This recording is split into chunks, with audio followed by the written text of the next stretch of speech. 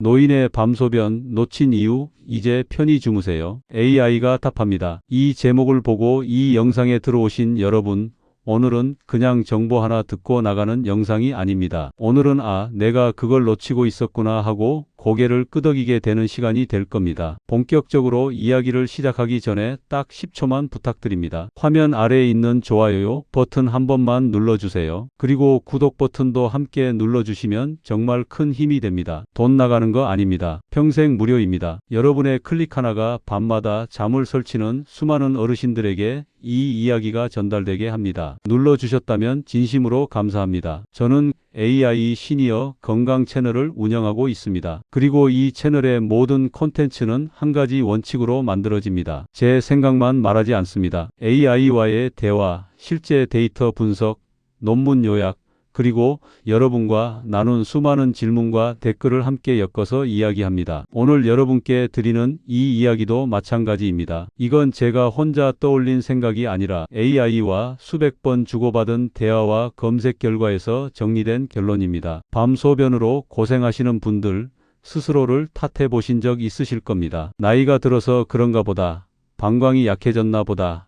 참으면 되는데 내가 너무 예민한가 보다. 그런데 AI에게 이 문제를 처음 던졌을 때 AI는 아주 분명하게 말했습니다. 많은 사람들이 원인을 알고 있다고 생각하지만 실제로는 중요한 몇 가지를 놓치고 있다고요. 그래서 저는 AI에게 이렇게 물었습니다. 노인의 밤소변 가장 많이 놓치는 이유가 무엇이냐고요. AI는 수면 데이터, 노화 관련 생리 변화, 생활 패턴 통계를 근거로 답을 내놓았습니다. 그중 가장 먼저 나온 단어가 바로 수면의 질이었습니다. 많은 분들이 소변 때문에 깨는 줄 아는데 실제 데이터에서는 반대로 나타나는 경우가 많다는 겁니다. 먼저 잠이 얕아지고 그 다음에 소변 신호를 더 강하게 느끼게 된다는 이야기였습니다. 이 말을 처음 들었을 때 저도 의심했습니다. 그래서 다시 검색을 시켰습니다. 국내외 고령자 수면 연구, 야간 각성과 배뇨 빈도 상관관계 데이터를 비교해 달라고 했습니다. 결과는 놀라웠습니다. 깊은 수면 시간이 줄어든 노인일수록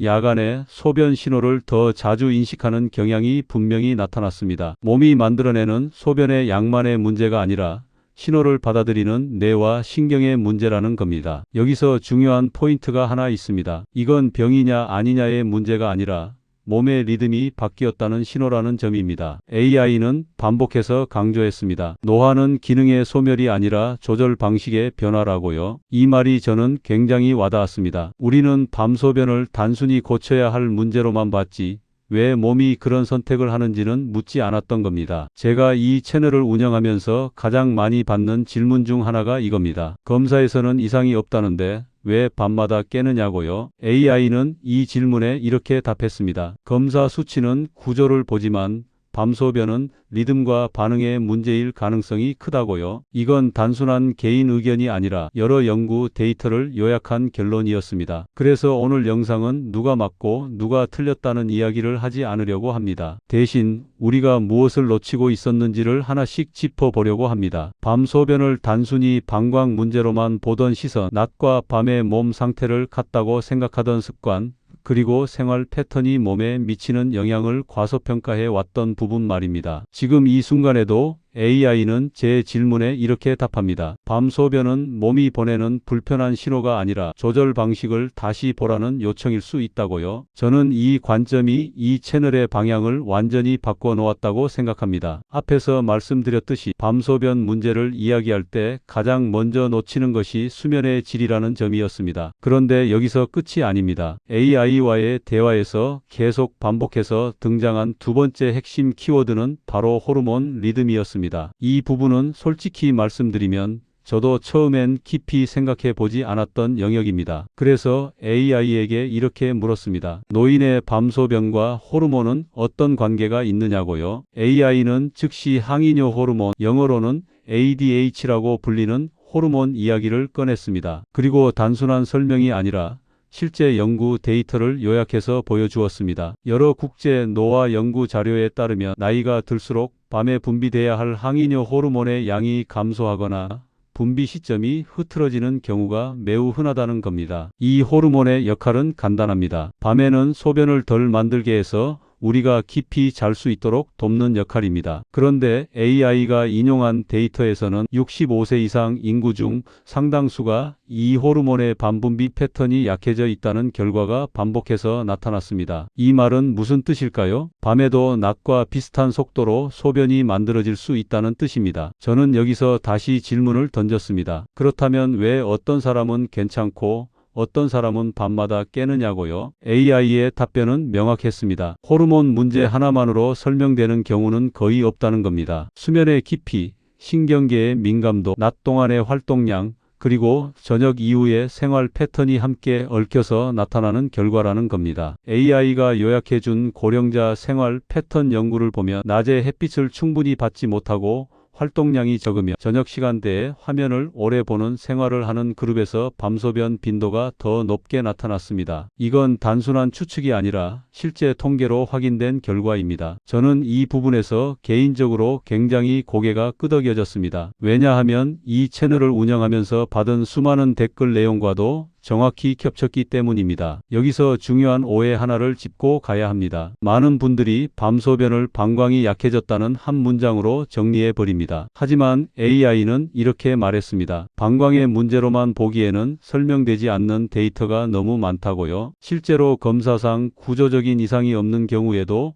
밤소변이 심한 사례가 많다는 점이 이를 뒷받침합니다. 그래서 저는 다시 AI에게 물었습니다. 그렇다면 우리가 가장 흔히 놓치는 행동은 무엇이냐고요? AI가 꼽은 것 중 하나는 바로 저녁 이후의 물 섭취 패턴이었습니다. 단순히 물을 많이 마셔서가 아니라 언제, 어떤 상태에서 마시느냐가 중요하다는 겁니다. AI가 요약한 연구에서는 저녁 늦게 갈증을 느껴 급하게 수분을 섭취하는 패턴이 밤소변을 더 자극하는 경향이 확인됐습니다. 여기서 제 의견을 하나 덧붙이고 싶습니다. 우리는 낮에는 참다가 밤에 몰아서 보상하듯이 물을 마시는 경우가 많습니다. 건강을 위해서라는 이유로요. 그런데 AI는 이 패턴이 오히려 밤에 몸의 조절 시스템을 혼란스럽게 만들 수 있다고 지적했습니다. 몸은 낮과 밤을 구분해서 반응하는데 우리는 그 리듬을 무시하고 있는 셈입니다. 또 하나 흥미로웠던 데이터는 체온과 관련된 부분이었습니다. AI가 인용한 노인 생리 리듬 연구에서는 하체와 복부가 차가워질수록 방광 신호에 대한 민감도가 높아지는 경향이 나타났습니다. 이건 많은 어르신들이 경험적으로 알고 있는 사실이기도 합니다. 그런데 우리는 그걸 단순한 느낌 정도로만 치부해 왔습니다. AI는 이 모든 정보를 종합해서 이렇게 말했습니다. 밤소변은 하나의 원인으로 설명되지 않는다. 여러 조절 장치가 동시에 흔들릴 때 나타나는 결과다. 저는 이 문장을 읽고 그동안 왜 해결이 쉽지 않았는지 비로소 이해가 됐습니다. 한 가지만 고치려고 했기 때문입니다. 지금 이 영상을 보고 계신 여러분께 꼭 말씀드리고 싶은 게 있습니다. 밤소변은 참아야 할 문제가 아니라 몸의 신호를 다시 읽어야 할 메시지라는 점입니다. 이건 제가 혼자 만든 생각이 아닙니다. AI와의 수많은 대화, 검색 결과, 그리고 실제 데이터를 종합해서 나온 결론입니다. 이제 다음으로 넘어가겠습니다. 지금까지는 왜 밤소변이 생기는지를 이야기했습니다. 다음 이야기에서는 그렇다면 우리는 어디서부터 바꿔야 하는지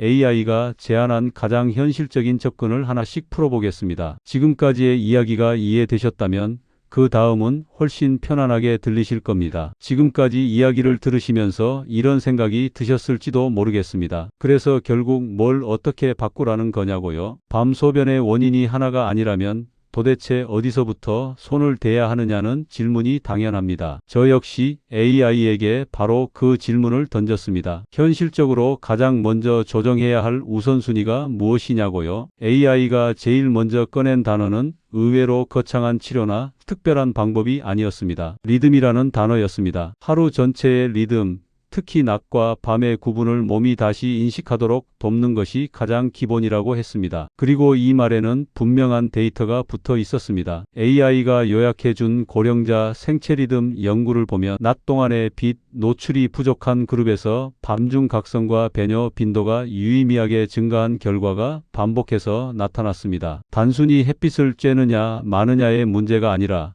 뇌가 지금이 낮인지 밤인지를 제대로 구분하지 못하는 상태가 지속될 때 문제가 생긴다는 겁니다. 그래서 저는 AI에게 다시 물었습니다. 그렇다면 하루 중 가장 중요한 시간대는 언제냐고요? AI의 답은 명확했습니다. 오전 시간대라고요. 특히 기상 후 이 시간 이내에 밝은 빛을 접하는 것이 수면 리듬과 야간 배뇨 패턴에 영향을 준다는 데이터가 많다고 했습니다. 이 부분을 들으면서 저는 제 생활을 떠올렸습니다. 아침에 일어나도 커튼을 잘 열지 않고 실내 조명 아래서 하루를 시작했던 날들이 떠올랐습니다. 여러분도 비슷하지 않으신가요? 우리는 밤이 문제라고 생각하지만 실제로는 아침과 낮의 생활이 밤을 결정하는 경우가 많습니다. AI는 이 점을 아주 단호하게 말했습니다. 밤을 고치려면 낮을 먼저 봐야 한다고요. 이건 제 개인적인 의견이 아니라 AI가 여러 연구를 종합해 내린 결론이었습니다. 그 다음 AI가 강조한 것은 활동량이었습니다. 격한 운동 이야기가 아닙니다. AI가 인용한 고령자 활동 패턴 데이터를 보면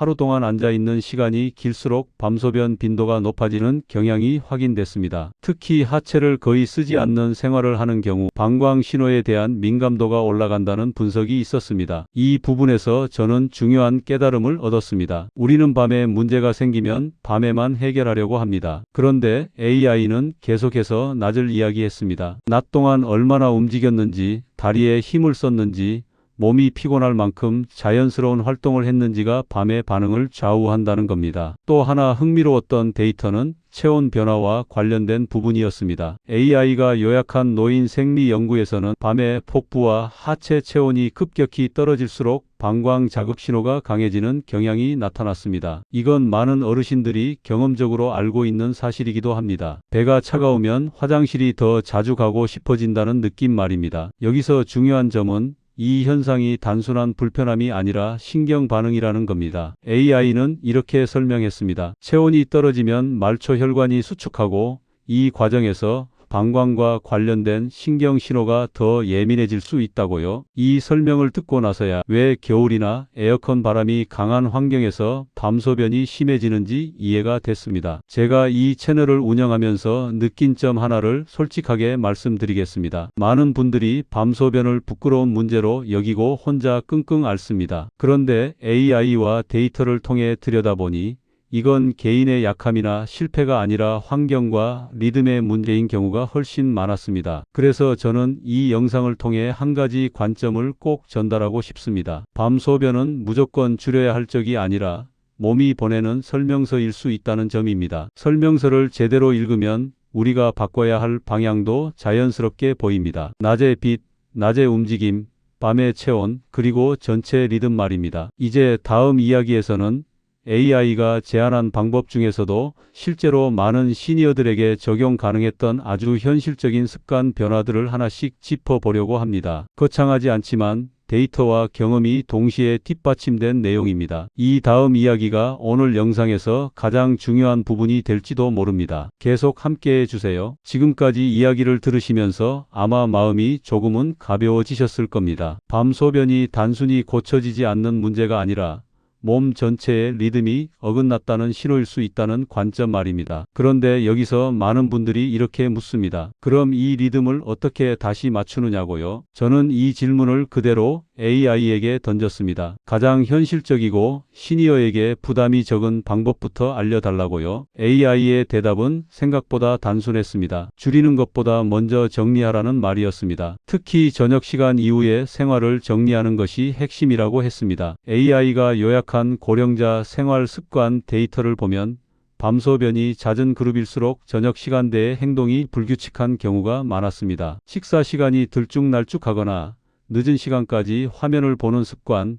잠자리에 들기 직전까지 깨어있는 패턴이 공통적으로 나타났습니다. 여기서 저는 중요한 포인트 하나를 짚고 싶습니다. 많은 분들이 밤소변을 줄이기 위해 밤에만 애를 씁니다. 저녁에 물을 안 마시려고 참고 잠들기 전에 화장실을 몇 번씩 다녀오고 침대에 누워서도 계속 긴장합니다. 그런데 AI는 이런 방식이 오히려 신경계를 더 예민하게 만들 수 있다고 지적했습니다. 몸은 휴식해야 할 시간에 계속 경계 상태에 놓이기 때문입니다. AI가 인용한 수면 마이너스 신경 반응 연구에서는 잠들기 전 긴장도가 높은 사람일수록 야간 각성 횟수가 증가하는 경향이 나타났습니다. 다시 말해 화장실 걱정을 많이 할수록 더 자주 깨는 악순환이 만들어질 수 있다는 겁니다. 이 대목에서 저는 고개를 크게 끄덕였습니다. 실제로 이 채널에 달린 댓글 중에도 오늘은 안 깨야지 생각하면 더 깨요라는 말이 정말 많았기 때문입니다. 그래서 AI는 접근 방식을 이렇게 바꾸라고 했습니다. 밤을 통제하려 하지 말고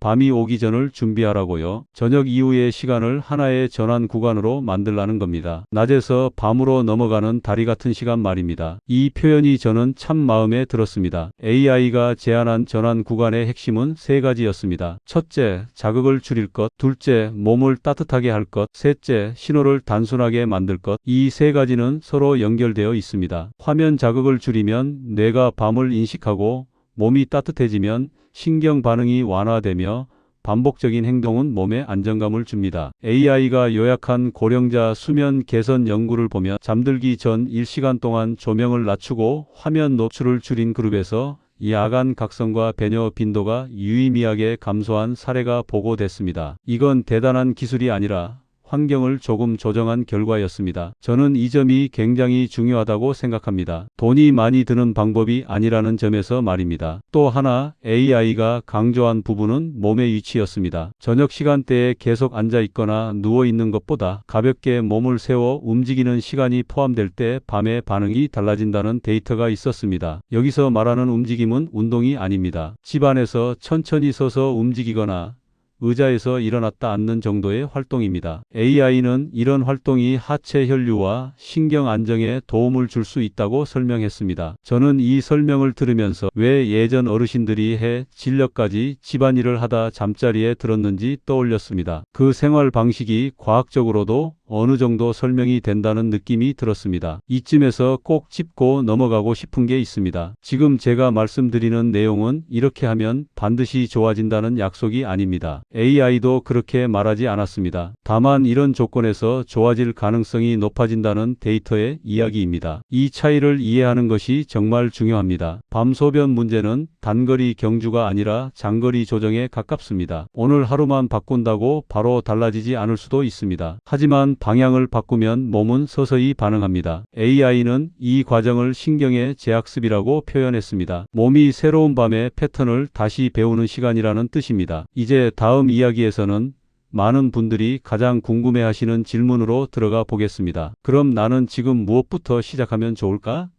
라는 질문입니다. AI가 제안한 순서를 기준으로 부담 없이 시작할 수 있는 실천 포인트를 정리해 드리겠습니다. 이 부분은 오늘 영상에서 가장 실용적인 내용이 될 겁니다. 계속 함께해 주세요. 이제 가장 많이 받는 질문으로 들어가 보겠습니다. 그래서 나는 오늘 밤부터 뭘 하면 되느냐는 질문입니다. 이 질문을 받을 때마다 저는 같은 답을 반복합니다. 한꺼번에 다 바꾸려고 하지 말라는 겁니다. AI도 같은 말을 했습니다. 밤 소변 문제는 한 번에 해결하려고 할수록 실패 확률이 높다고요. 그래서 저는 AI에게 다시 물었습니다. 시니어가 가장 부담 없이 시작할 수 있는 첫 단계는 무엇이냐고요? AI가 제시한 첫 번째 키워드는 일관성이었습니다. 특별한 행동보다도 매일 비슷한 시간에 비슷한 신호를 몸에 주는 것이 중요하다는 겁니다. 이 말은 데이터로도 뒷받침됩니다. 고령자 수면 패턴 연구를 보면 취침 준비 시간이 일정한 그룹이 그렇지 않은 그룹보다 야간 각성 빈도가 낮게 나타났습니다. 여기서 중요한 점은 잠드는 시간이 아닙니다. 잠자리에 들기 전에 루틴입니다. AI는 이 루틴을 몸에게 보내는 예고편이라고 표현했습니다. 이제 곧 쉬어도 된다는 신호를 반복해서 보내는 과정이라는 겁니다. 저는 이 표현이 참 정확하다고 느꼈습니다. 몸은 말을 알아듣지 못하지만 반복되는 행동에는 반응합니다. 그래서 제가 AI와의 대화 그리고 여러 검색 결과를 종합해서 가장 먼저 추천하는 건 단 하나입니다. 잠자리에 들기 30분 전부터는 매일 똑같은 순서를 만드는 겁니다. 어떤 날은 TV를 보다 바로 눕고 어떤 날은 핸드폰을 보다가 잠들고 이런 식의 불규칙함이 밤소변을 더 자극할 수 있다는 데이터가 분명히 있습니다. AI가 인용한 신경과학 연구에서는 잠들기 전 자극이 일정하지 않을수록 뇌의 각성 신호가 길게 유지되는 경향이 확인됐습니다. 각성 신호가 남아있으면 방광 신호 역시 더 쉽게 감지됩니다. 이건 방광이 문제라기보다 신호를 받아들이는 시스템의 문제입니다. 다음으로 AI가 강조한 것은 기대 관리였습니다. 이 부분은 솔직히 말하면 제 개인적인 의견도 많이 들어가 있습니다. 많은 분들이 첫날, 이틀 만에 변화가 없으면 바로 실망합니다. 그런데 AI는 이렇게 말했습니다. 노인의 신경계는 즉각 반응보다 점진적 변화를 더 잘 받아들인다고요. 다시 말해 몸은 서서히 적응합니다. AI가 요약한 장기 관찰 데이터를 보면 생활 패턴을 조정한 후 최소 1주에서 2주 사이에 변화가 나타나는 경우가 많았습니다. 처음에는 깨는 횟수가 줄지 않더라도 다시 잠드는 시간이 짧아지거나 깼을 때의 불안감이 줄어드는 식으로 변화가 시작된다는 겁니다. 저는 이 부분이 굉장히 중요하다고 생각합니다. 변화의 신호를 횟수만으로 판단하면 놓치는 게 많기 때문입니다. 여기서 꼭 말씀드리고 싶은 게 하나 있습니다. 밤에 한 번 깨는 것과 5번 깨는 것은 분명히 다릅니다. 하지만 한 번 깼을 때 다시 잠들 수 있느냐 없느냐도 그만큼 중요합니다. AI는 이걸 회복력이라고 표현했습니다. 회복력이 올라가면 깨더라도 삶의 질은 훨씬 나아집니다. 또 하나 AI가 강조한 포인트는 기록입니다. 거창한 일기 말고 아주 간단한 기록입니다. 몇 시에 누웠는지, 몇 번 깼는지, 아침에 얼마나 피곤한지 정도만 메모하는 겁니다. AI는 이런 기록이 단순한 정보 저장이 아니라 몸의 패턴을 인식하는 도구가 된다고 설명했습니다. 실제로 AI가 요약한 행동 변화 연구를 보면 자신의 상태를 간단히 기록한 그룹이 그렇지 않은 그룹보다 생활 습관 조정에 더 잘 성공했습니다. 이유는 간단합니다. 막연한 불안 대신 변화의 흐름을 눈으로 확인할 수 있기 때문입니다. 저는 이 부분을 보면서 댓글로 괜히 더 신경 쓰일까봐 기록 안 해요라고 하신 분들께 꼭 말씀드리고 싶어졌습니다. 기록은 걱정을 키우는 도구가 아니라 걱정을 정리하는 도구라는 점입니다. 지금 이 영상을 보고 계신 여러분께 한 가지 제안을 드리고 싶습니다. 오늘 밤부터 모든 걸 바꾸려 하지 마세요. 대신 딱 하나만 정하세요. 매일 같은 시간에 잠자리에 들 준비를 시작하는 것. 그 하나만으로도 몸은 다른 반응을 보이기 시작할 수 있습니다. 이건 제가 AI와 나눈 대화, 그리고 이 채널을 통해 수많은 분들의 이야기를 들으며 확신하게 된 부분입니다. 이제 다음으로 넘어가겠습니다. 많은 분들이 가장 궁금해하는 질문이 남아 있습니다. 그래도 혹시 위험한 신호는 없을까요? 라는 질문입니다. 다음 이야기에서는 AI 데이터와 함께 반드시 병원을 먼저 찾아야 하는 경우와 그렇지 않은 경우를 분명하게 구분해서 말씀드리겠습니다. 이 부분은 꼭 짚고 넘어가야 할 중요한 이야기입니다. 여기까지 이야기를 들으신 분들 중에는 이런 마음이 드실 겁니다. 그래도 혹시 내가 그냥 넘기면 안 되는 상황은 아닐까? 이게 단순한 리듬 문제인지 아니면 더 확인해야 할 신호인지 헷갈린다는 생각 말입니다. 이 질문은 아주 중요합니다. 그래서 저는 이 부분을 그냥 제 느낌으로 말하지 않고 AI에게 명확하게 정리해 달라고 요청했습니다. 어떤 경우에는 생활 조정으로 지켜볼 수 있고 어떤 경우에는 반드시 전문적인 확인이 먼저 필요한지 말입니다. AI는 먼저 이렇게 전제했습니다. 밤 소변 자체만으로 위험을 판단하지 말고 함께 나타나는 신호를 보라고요. 그리고 이 기준은 여러 고령자 임상 데이터와 관찰 연구에서 공통적으로 사용된다고 했습니다. 저는 이 설명이 굉장히 합리적이라고 느꼈습니다. 하나의 증상만 떼어놓고 판단하면 불안만 커지기 때문입니다. AI가 정리해준 첫 번째 구분 기준은 변화의 속도였습니다. 수년간 서서히 늘어난 밤소변과 최근 몇 주 사이 갑자기 급격히 늘어난 경우는 다르게 봐야 한다는 겁니다. AI가 인용한 노인 건강 추적 연구에서는 갑작스러운 변화가 있을 때 다른 요인이 함께 작용하는 경우가 상대적으로 많았습니다. 이건 겁을 주려는 말이 아니라 관찰 결과에 따른 구분입니다. 두 번째 기준은 통증과 불편감의 동반 여부였습니다. 단순히 깨서 화장실을 가는 것과 화장실에 가는 과정이 유난히 힘들거나 불안해지는 경우는 구분해야 한다고 했습니다. AI는 여기서 몸은 신호를 겹쳐서 보낸다는 표현을 썼습니다. 하나의 신호만 보내는 경우보다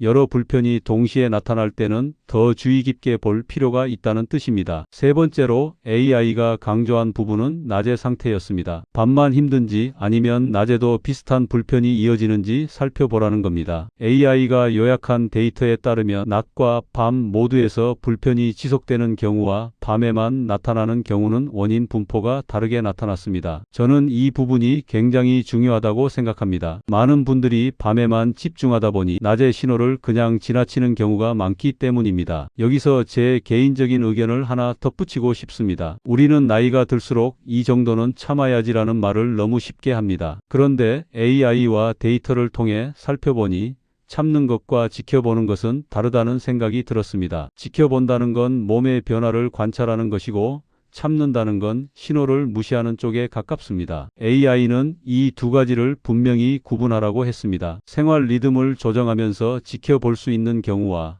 혼자 판단하지 말아야 할 경우를 말입니다. 이 기준을 명확히 알고 있으면 불필요한 걱정도 줄고 필요한 행동도 놓치지 않게 됩니다. 제가 이 채널을 운영하면서 느낀 점은 많은 어르신들이 정보가 없어서가 아니라 기준이 없어서 불안해한다는 사실이었습니다. 어디까지는 괜찮고 어디부터는 도움을 받아야 하는지 그 경계가 모호하기 때문입니다. AI는 이 경계를 데이터 기반으로 정리해 주었고 저는 그 점이 이 채널의 가장 큰 장점이라고 생각합니다. 지금 이 영상을 보고 계신 여러분께 꼭 말씀드리고 싶은 게 있습니다. 밤 소변이 있다고 해서 모두 같은 상황은 아닙니다. 누군가는 생활 리듬을 조금만 조정해도 편안해질 수 있고 누군가는 더 세심한 확인이 필요할 수도 있습니다. 중요한 건 두 경우를 구분할 수 있는 눈을 갖는 것입니다. 이제 마지막으로 남은 이야기가 있습니다. 그렇다면 이 모든 내용을 어떻게 내 생활에 무리 없이 적용할 수 있을지 그리고 마음가짐은 어떻게 가져가야 할지에 대한 이야기입니다. AI와의 대화 속에서 제가 가장 많이 공감했던 조언을 중심으로 오늘 이 영상을 마무리해 보겠습니다. 계속 함께해 주세요. 이제 마지막으로 정리해 보겠습니다. 오늘 이야기를 여기까지 들으신 분들은 이미 느끼셨을 겁니다. 밤 소변은 하나의 원인으로 설명되지 않는다는 것, 그리고 무엇보다도 내가 뭘 잘못해서 생긴 문제가 아니라는 점 말입니다. 이 인식 전환이 저는 무엇보다 중요하다고 생각합니다. AI와의 대화를 마무리하면서 저는 이렇게 질문했습니다. 그렇다면 시니어가 이 문제를 대할 때 가장 중요한 태도는 무엇이냐고요? AI의 답변은 의외로 단순했습니다. 조급해하지 말고 몸을 적으로 만들지 말라는 말이었습니다. 이 표현이 저는 참 인상 깊었습니다. 우리는 불편함이 생기면 곧바로 몸과 싸우려고 듭니다. 하지만 AI는 싸움이 아니라 조율이라는 단어를 선택했습니다. AI가 요약한 고령자 행동 변화 연구에서는 불안을 낮추고 문제를 관찰 대상으로 인식한 그룹이 그렇지 않은 그룹보다 생활 조정에 훨씬 잘 적응했습니다. 이건 단순한 심리 위로가 아니라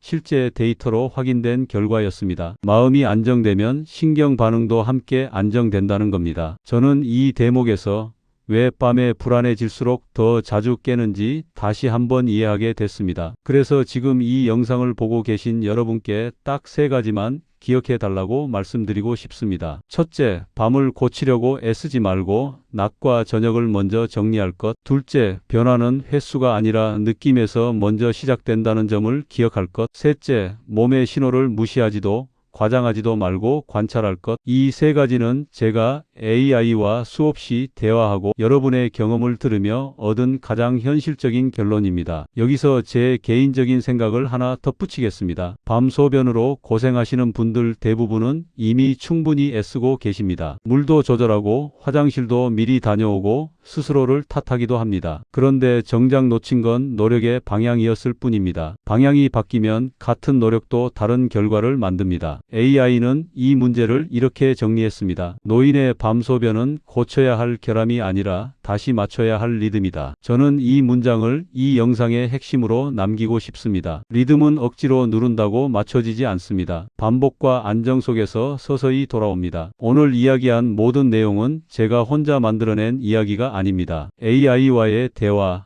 다양한 검색 결과, 그리고 이 채널에 쌓인 수많은 어르신들의 실제 경험이 함께 만든 결론입니다. 그래서 저는 감히 말씀드릴 수 있습니다. 지금 당장 완벽해질 필요는 없습니다. 다만 오늘 밤을 조금 다르게 맞이할 준비만 하셔도 충분합니다. 이 영상을 보고 나서 오늘 밤이 바로 달라지지 않을 수도 있습니다. 하지만 분명히 하나는 달라질 겁니다. 깼을 때의 마음가짐, 그리고 내 몸을 바라보는 시선 말입니다. 그 변화가 시작되면 몸은 그 다음을 따라옵니다. 이건 데이터로도 경험으로도 확인된 사실입니다. 혹시 이 영상을 보고 나서 밤에 깨는 횟수가 줄었거나 다시 잠드는 시간이 조금이라도 짧아졌다면 댓글로 남겨주세요. 숫자가 아니어도 괜찮습니다. 조금 덜 불안했다. 다시 잠들 수 있었다 이런 말도 충분합니다. 그 한 줄이 다른 어르신들에게 큰 힘이 됩니다. 앞으로도 이 채널에서는 AI 데이터와 실제 삶을 연결해서 불안은 줄이고 이해는 넓히는 이야기를 계속해 나가겠습니다. 아직 구독하지 않으셨다면 구독 버튼 눌러주시고